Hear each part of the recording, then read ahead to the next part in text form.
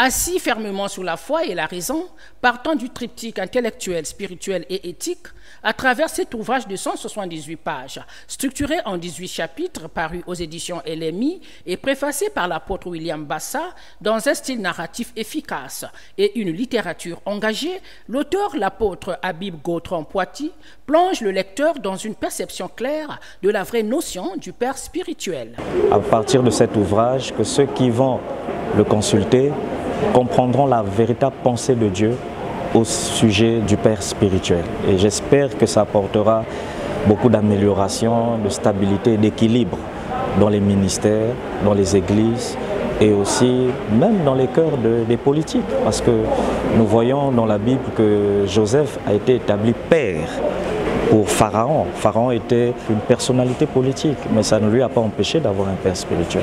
À cet événement dédicatoire, devant une assistance motivée par l'auteur, faisant la présentation et la critique littéraire de cette œuvre titanesque, l'écrivain évangéliste Roger Cocon a mis en évidence son originalité avant d'inviter les amoureux du livre à s'en procurer. Cet ouvrage présente ici beaucoup de facettes à prendre en compte en ce qui concerne la vraie notion du Père spirituel, donc que ce soit aussi bien dans les églises que dans la vie pratique de toute personne qui veut marcher efficacement avec le Seigneur. C'est un livre, un ouvrage que je voudrais recommander à tous les amoureux de la lecture et de la littérature chrétienne.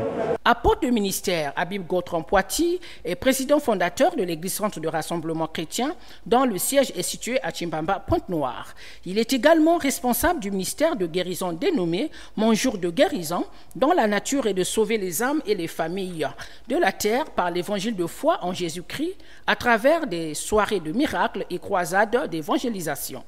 Chaque année, l'apôtre accomplit aussi plusieurs œuvres caritatives en faveur des orphelins, veuves et démunis.